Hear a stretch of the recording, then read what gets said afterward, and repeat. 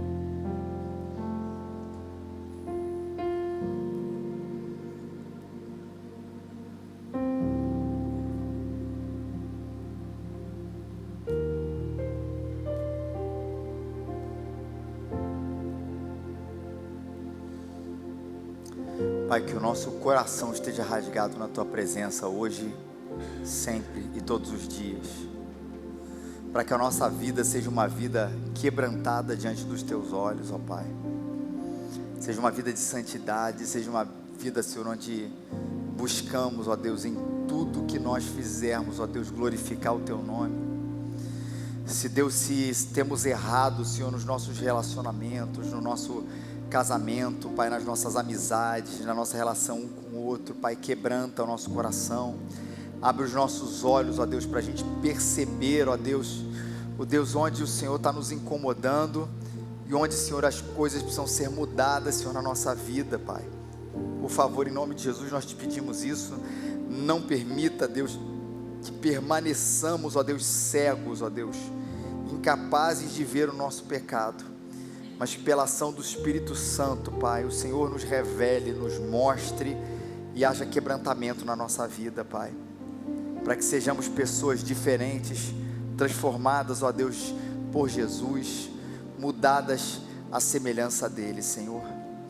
E Pai, Teu povo, Senhor, chega aqui também com o coração pesado, Deus, cansado. As nossas lutas são grandes, lutas, ó Deus, com as nossas finanças, lutas, ó Deus, com o nosso casamento, lutas, ó Deus, com o nosso trabalho, às vezes com a nossa saúde, Pai, com questões do coração, Senhor. O Senhor conhece a gente, as tristezas que passamos, e Deus, pedimos, ó Deus, Tua graça venha sobre nós, traga consolo, Deus, traga graça, traga, Senhor, perdão, traga transformação, esperança, Deus, e força, Deus, para passarmos, ó Deus, pelas tempestades da vida, sabendo que o Senhor está do nosso lado, Pai.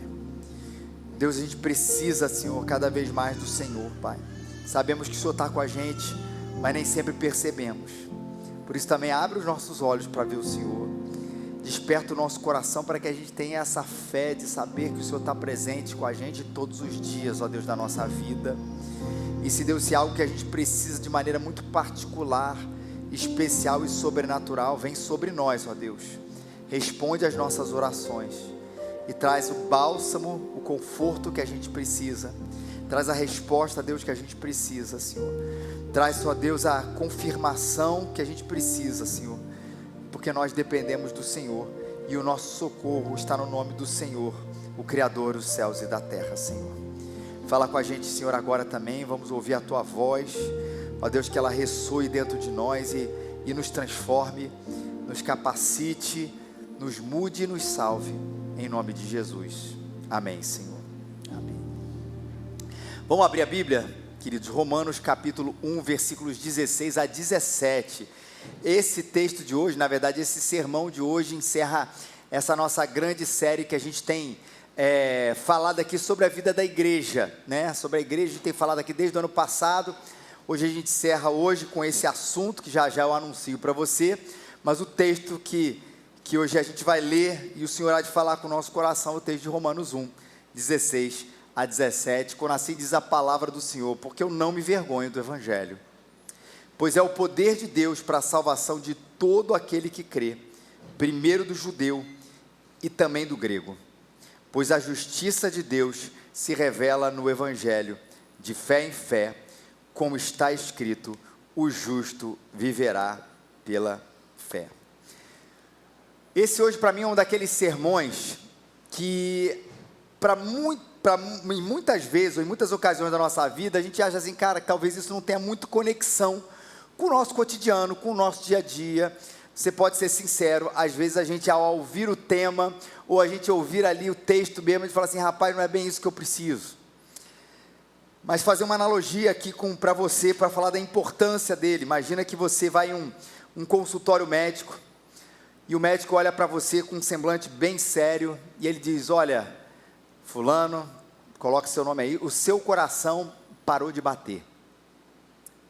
Parece um absurdo se ele falasse isso, porque afinal, se o nosso coração já tivesse parado de bater, né, a nossa vida teria cessado. Se o coração parar de bater, a gente morre. Mas se em vez disso, obviamente isso é uma história, mas ao invés disso, em vez de você entrar em desespero, você respondesse: está tudo bem, doutor, eu me sinto normal, está tudo tranquilo, minha vida está boa. O médico insistiria: olha, você não pode continuar vivendo assim. Você pode até falar, andar, fazer qualquer outra coisa, mas sem um coração batendo, você não está vivo de verdade. A gente pode chamar você de qualquer outra coisa, de um zumbi, de um morto-vivo. É uma condição anômala, médica e nunca vista, mas você não está vivo hoje. E a gente fala assim: mas tudo bem, não tem problema, minha vida anda normalmente. Estranho. E da mesma forma, a centralidade do Evangelho, que é o nosso tema hoje, tem a ver com esse coração para a gente. E às vezes a gente trata essa história da centralidade, a gente vai falar um pouquinho sobre isso, né? É o nosso tema hoje, com uma coisa simples, uma coisa cotidiana. É mais ou menos isso: olha, esse assunto eu já conheço, esse assunto eu já sei, bora para passar para outro, que isso talvez para mim não seja um problema. E é. E talvez a gente ache que isso não seja um sermão prático para a nossa vida, mas é, porque quando a gente fala de igreja, quando a gente perde o Evangelho, perde a centralidade do Evangelho, a gente perdeu absolutamente tudo. E talvez você ache que o assunto é como essa história do coração. Eu estou dando muita importância. Eu não estou dando muita importância, mas ao analisarmos isso, ao ver isso na nossa vida, é impossível que qualquer ser humano trate o seu coração, ou veja o seu coração como uma coisa simplória, sem sentido. E assim a igreja sem o Evangelho, ela pode parecer ativa, ela pode até ser movimentada, ela pode até ser cheia de atividades, de eventos e até de gente, mas na vida real, essa igreja já está morta se o Evangelho não estiver no centro dela.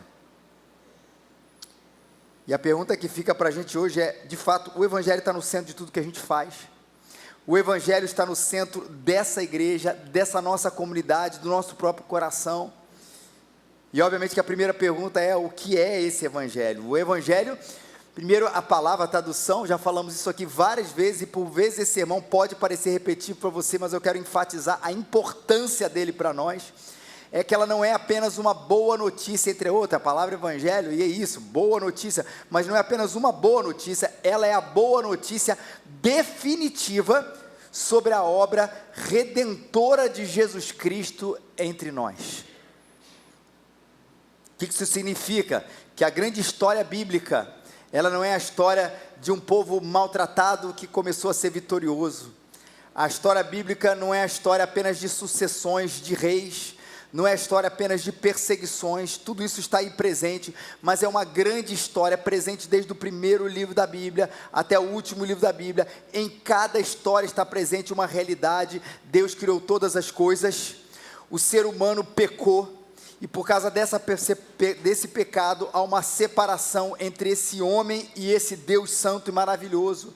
E o que nós vemos hoje, o resultado hoje da vida, desse caos, de tudo que a gente enxerga de maldade, tem como causa única, e não apenas principal, a causa única é essa ruptura do ser humano com Deus. Por isso que o mundo está como ele está hoje.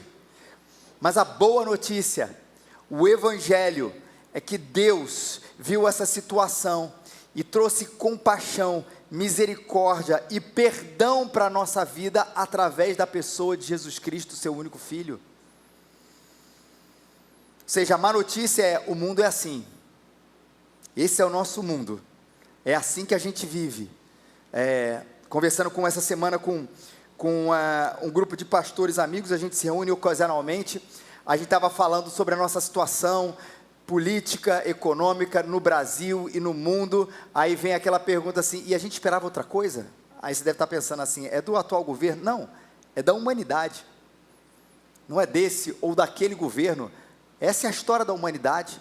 Alguns outros governos podem melhorar, outros podem piorar, mas nós vamos sempre ser cercados de corrupção, de violência, de indiferença, de tristeza.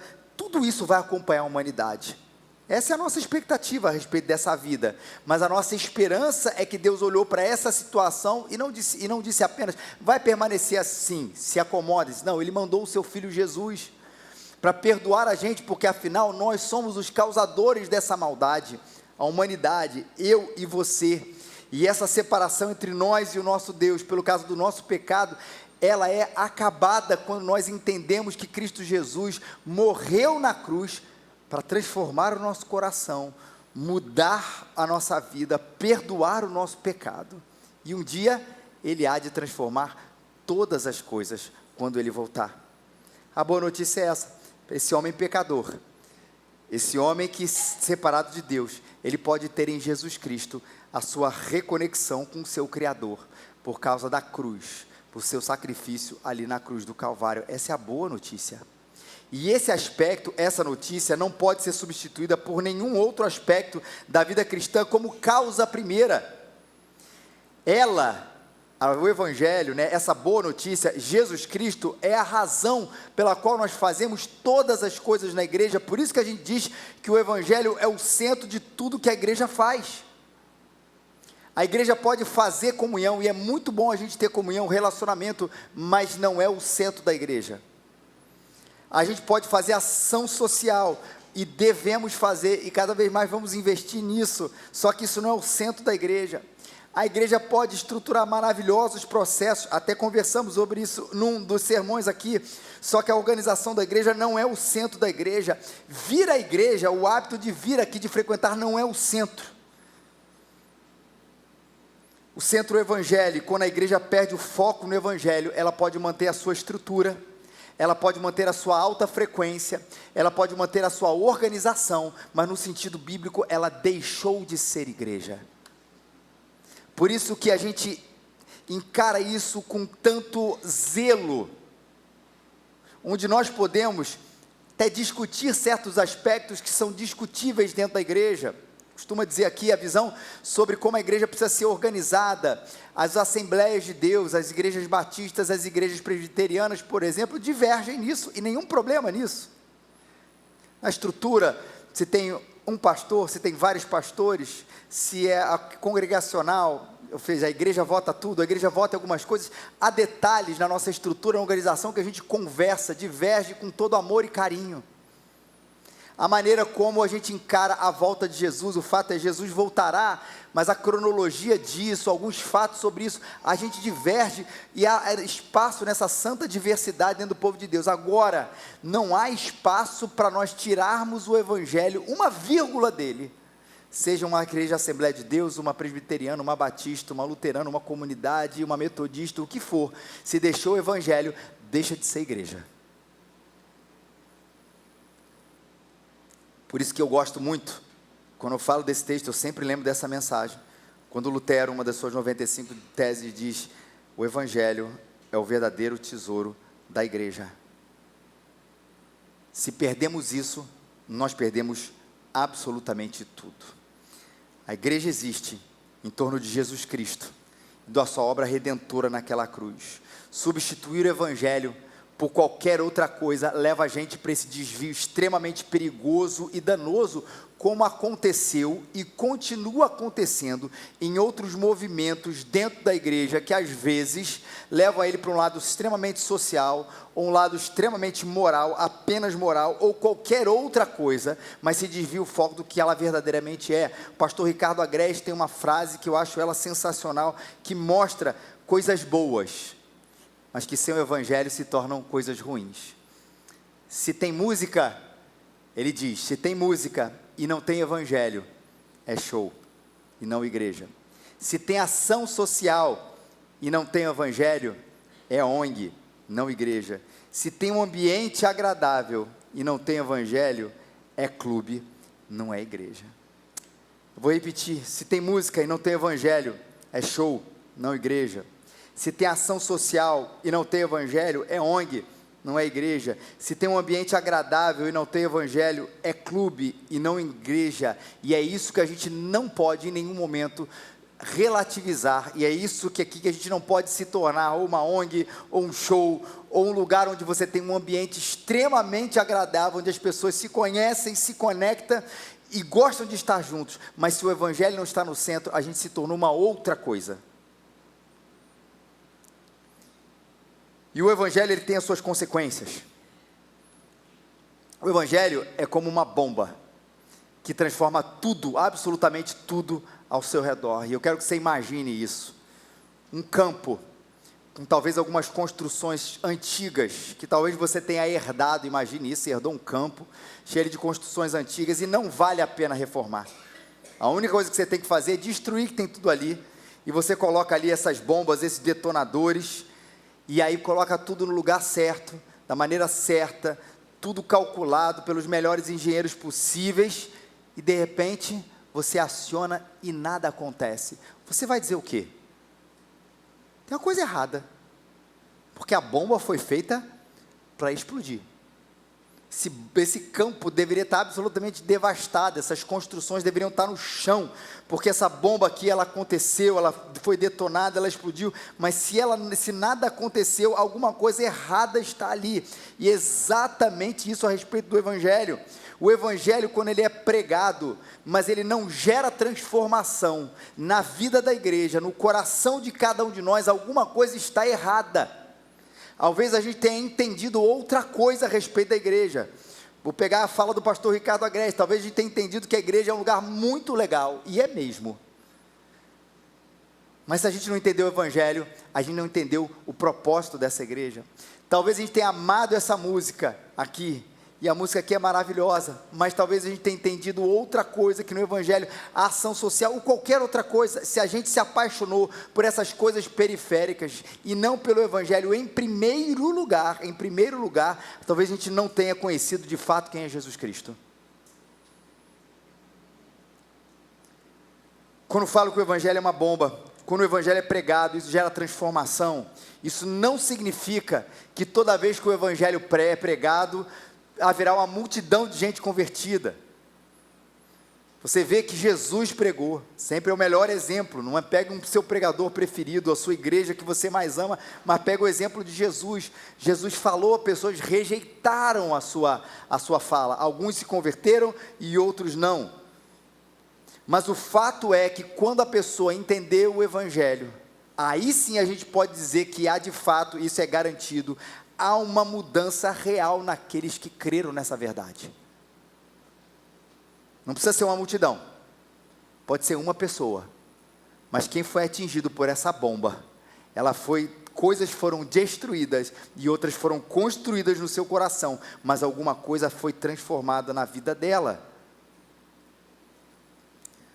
O Evangelho no centro muda todas as coisas. E eu quero elencar aqui 4 coisas aqui na vida da igreja, onde a gente vê claramente que isso é transformado. Primeiro, quando o Evangelho está no centro, o propósito da igreja é transformado. Afinal, para que essa igreja existe? Fiz aqui um sermão, inclusive, durante essa série, falando bastante sobre esse assunto, só quero aqui trazer uma breve recapitulação, não igual, mas tangencial ao mesmo assunto. É porque essa resposta, para que a igreja existe, pode parecer óbvia, mas para algumas pessoas ela tem múltiplas respostas. Mas nós entendemos aqui, inclusive como lema da nossa igreja, que a igreja existe para ser e fazer discípulos. É esse o propósito dela. E eu digo que está escrito no nosso lema, é o nosso motto, é o nosso slogan, seja lá o que for, como você queira chamar isso, não porque nós brilhantemente pensamos nisso, não é isso, mas é porque de fato ser e fazer discípulos reflete a missão de Deus para esse mundo, que é a missão da igreja.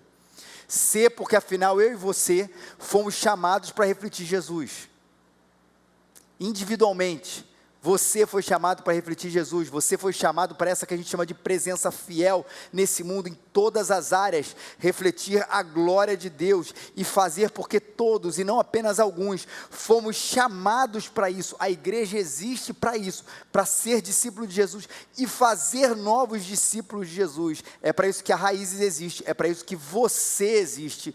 Quando o Evangelho muda, quando o Evangelho entra na nossa vida, esse propósito, ele é claro e direto. O Evangelho muda todas as coisas, porque ele coloca a igreja no centro, na linha, no centro da vontade de Deus e nos trilhos para que ele possa fazer a sua vontade através de nós. Qual é o propósito da igreja? Ser e fazer discípulos de Jesus.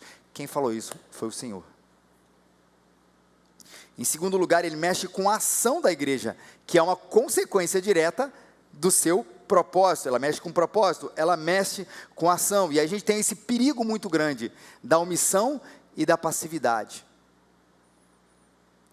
E para tocar um pouquinho nesse assunto com vocês, às vezes a gente diz assim, a gente prega o Evangelho, o resto é com Deus. Espera aí, calma lá, deixa eu explicar como essa frase pode ser verdadeira ou como ela pode ser entendida de maneira danosa para a gente. Ela é verdadeira porque de fato quem faz a obra é o Senhor. Mas veja, ela pode ser danosa quando a gente se esconde atrás dela para a nossa passividade, ou para justificar a nossa passividade.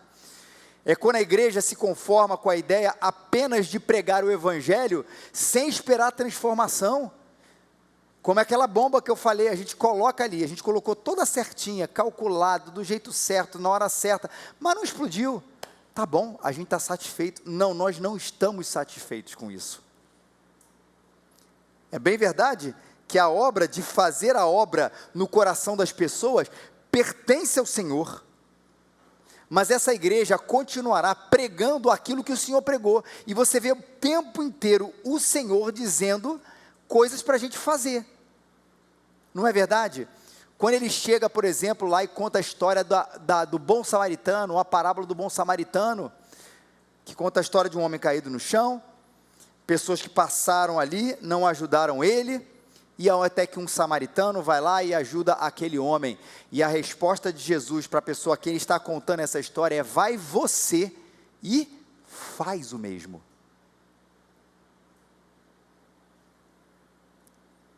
A resposta para ele não é simplesmente, o Senhor cuidará daquele homem caído. A resposta não é, o Senhor fará as coisas na vida daquele homem caído, vai você e faz o mesmo. Não quer dizer que isso é centrado em nós. É centrado no Senhor, mas Ele usa a minha vida, a sua vida, a nossa vida, para que a gente possa glorificá-lo através de ações, de frutos que mostrem que uma bomba foi detonada no nosso coração. Ou seja, se não há frutos, Será que de fato o Evangelho foi entendido, compreendido e detonado como um poder de Deus dentro da nossa vida? Porque o Evangelho, o verdadeiro Evangelho, não apenas informa, mas ele transforma, levando a gente à santidade interior e à ação exterior de amor ao próximo. Minha vida nunca mais foi a mesma depois que eu conheci a Jesus Cristo. A sua vida não pode ter sido mais a mesma depois que você conheceu a Jesus Cristo. Alguma coisa internamente aconteceu com você, coisas do seu caráter foram transformadas e continuam sendo transformadas e continuam sendo pregadas para que essa transformação aconteça, e o seu exterior também foi transformado na medida que você fez coisas em relação às outras pessoas. Porque é isso, não é apenas uma boa compreensão do que é o Evangelho, mas é a compreensão das consequências dele, porque afinal Jesus mandou a gente perdoar, amar, agir, ao ponto das nossas boas obras, que não nos salvam, elas sejam extremamente aparentes. Veja, entenda o que eu vou dizer, eu sou protestante, reformado, calvinista, as boas obras importam, gente. Respira, as boas obras importam. Elas não nos salvam, elas não contribuem para a nossa salvação, mas elas importam, e quem disse isso foi o Senhor. Assim resplandeça a vossa luz diante dos homens, para que vejam as vossas boas obras, e glorifiquem vosso Pai que está nos céus. Assim resplandeça a vossa luz diante dos homens, para que vejam as vossas boas obras e glorifiquem o vosso Pai que está nos céus. Ou seja, os homens, a cultura, esse mundo, o Rio de Janeiro, vai olhar para a igreja, para você, para Raízes, para a igreja do Senhor, e glorificar a Deus, pelas boas obras que importam, que nós fazemos para a glória dEle. Eu vou repetir para deixar isso muito claro. As boas obras, elas não salvam. As boas obras, elas não contribuem na nossa salvação, mas elas importam, porque elas glorificam a Deus. E porque elas são um sinal de que alguma coisa aconteceu aqui dentro. E são um sinal para essa sociedade de que alguma coisa aconteceu aqui dentro, ao ponto de eu me importar com quem ninguém se importa. Lutero também tinha uma frase interessante sobre essa questão das boas obras. Ele diz: as suas obras não ajudam você, elas não importam para Deus, no sentido da contribuição da sua salvação, mas elas importam para o seu vizinho. Quando ele falou, repito, que elas não importam para a sua contribuição, para a sua salvação, mas elas importam para o seu vizinho. O quilo de arroz que você deu para ele não contribuiu 1 centímetro para que você seja salvo, em nada. É único e exclusivamente por causa do Senhor, mas ela abençoou imensamente o seu vizinho, que precisa todo dia de algum prato de comida, para que ele possa sobreviver nessa vida. Assim resplandeça a vossa luz diante dos homens, para que vejam as vossas boas obras e glorifiquem o vosso Pai que está nos céus. O Evangelho mexe com o nosso propósito, o Evangelho mexe com a nossa ação, e o Evangelho mexe com a nossa motivação. O propósito, a ação, a motivação. Veja, um fato muito importante: a igreja, ela não existe para crescer. Ela pode até almejar o crescimento, mas o seu propósito não é o crescimento. A igreja não existe para ficar rica, e a igreja não existe também para fechar as suas contas, ficar no 0 a 0, seja no aspecto da ganância, para aqueles que acham que a igreja ela existe para ficar rica, ou para me deixar rico, normalmente é o pastor que pode pensar isso, e também não existe para que no aspecto do equilíbrio financeiro, importante, fundamental, mas ela não existe para ser uma igreja equilibrada. Esse não é o nosso propósito. Ela não existe para governar o mundo. Em algum momento a igreja achou que isso, ou ela se desviou achando que esse era o propósito dela. Veja, a nossa influência política, e não partidária, ela existe. Porque afinal nós somos cidadãos da polis, de onde vem a política, lembra disso? Nós somos cidadãos do Rio de Janeiro, do Brasil. Então, como cristãos, a nossa influência dentro do todo, ela existe porque nós nos carregamos como um todo. A gente não deixa a nossa fé de lado quando a gente discute certos assuntos, não. Mas o nosso objetivo não é sentar no trono. Não é. E por que eu disse isso, que eu estou falando de motivação? Eu falei de ações aqui, né? Ficar rico, governar o mundo, crescer. É porque essas ações revelam as nossas motivações. Principalmente a ação ou a motivação de sermos os protagonistas desse mundo. De aparecer. De comermos o melhor dessa terra. Motivação de, afinal de tudo, fazer com que a igreja faça com que eu tenha uma vida boa aqui. E nenhum dessas coisas pode ser a nossa motivação para fazer aquilo que Deus quer que a gente faça. A nossa motivação é sempre a gratidão por tudo que Cristo fez. É por isso que a gente faz o que a gente faz. Nós fomos tomados, se você conheceu de fato Jesus Cristo, nós fomos tomados por um amor tão grande, que o que a gente quer nessa vida é compartilhar esse amor tão grande e mostrar para esse mundo, esse amor tão grande que transforma todas essas coisas, e a gente responde o que o Evangelho fez com gratidão, sendo fiéis a Ele. E aí, gente, a gente pode ser rico como igreja, a gente pode ser grande numericamente como igreja, e pode até ser protagonista como igreja. Mas se isso aconteceu, foi pela nossa fidelidade a Deus, ou foi sem negociar 1 centímetro da nossa fidelidade a Deus, para que a gente alcance coisas que não estão no centro. Se eu negociar um pouquinho, eu posso ser maior. A gente não negocia.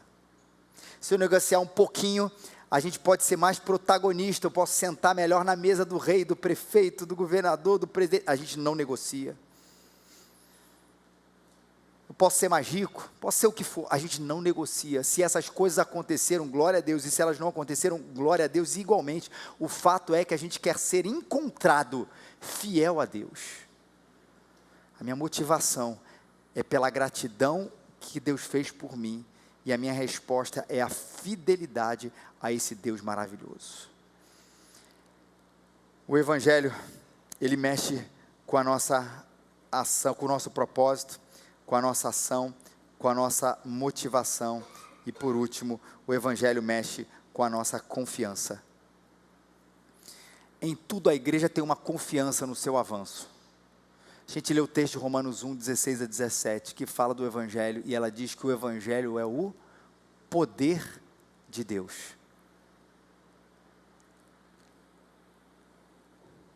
Não é na sua eloquência, não é nos seus contatos humanos, e não é na sua habilidade que a igreja avança. A igreja desde sempre, ela avançou carregando e anunciando e vivendo o Evangelho de Jesus. Não confie na parede preta. E nem confie na parede branca. Não confie nas músicas modernas, muito bem tocadas. E nem confie também nos hinos antigos, igualmente bem tocados. Não confie no pastor, nos presbíteros, nos diáconos, nos homens, nas mulheres, nas crianças. Deus usa gente, mas quem edifica a sua igreja é Ele. Não são as nossas técnicas novas, não são as nossas técnicas antigas, não é a nossa eloquência nova ou a nossa retórica antiga, não é nada que o tempo pode mudar, mas de fato a nossa confiança é atemporal no Cristo que edifica a sua igreja e como repetimos, isso está claro na Bíblia, que não divide a sua glória com ninguém. Veja Ele fazer. E veja Ele fazer a sua obra através dessa igreja, em confiança a Ele, continuando confiando de fato naquilo que a gente precisa depositar a nossa confiança. O Evangelho é o poder de Deus e é disso que a gente precisa. A igreja precisa de Jesus e só disso. Deixa eu concluir fazendo essa pergunta para você. O Evangelho foi plantado no seu coração? Se sim, qual o efeito dele na sua vida? Ele está transformando você? Ele está gerando frutos em você? Ele está gerando fruto na gente? É uma autocrítica para nós também. É para você, mas é para nós, essa igreja aqui. Ou a gente apenas ouviu a mensagem, sem experimentar a verdadeira potência, o poder do Evangelho? Lembra? Paulo definiu o Evangelho, ele disse que ele é o poder de Deus. Não é apenas uma mensagem dita, mas uma mensagem cheia de poder para fazer o que o homem não pode fazer. Poderosa o suficiente para transformar o coração de uma pessoa. Poderosa o suficiente para salvar esse homem, para tirá-lo do lamaçal do pecado e reconectar ele com o Senhor. Se o Evangelho realmente explodiu como uma bomba poderosa na sua vida, ele deve ter causado alguma mudança. Ele com certeza causou. Ele destruiu algumas velhas estruturas do pecado. Ele construiu com certeza novas formas de viver. Te impulsionou a amar a Deus, ao próximo, de maneira concreta e real. Mas se você olha para a sua vida e nada disso aconteceu, será que você entendeu e viveu esse Evangelho de Jesus? Que a gente possa ser uma igreja verdadeiramente centrada no Evangelho, refletindo Jesus Cristo no nosso propósito, na nossa ação, na nossa motivação e na nossa confiança e na nossa dependência. Mas se essa bomba não explodiu no seu coração, talvez seja o dia para que isso aconteça na sua vida.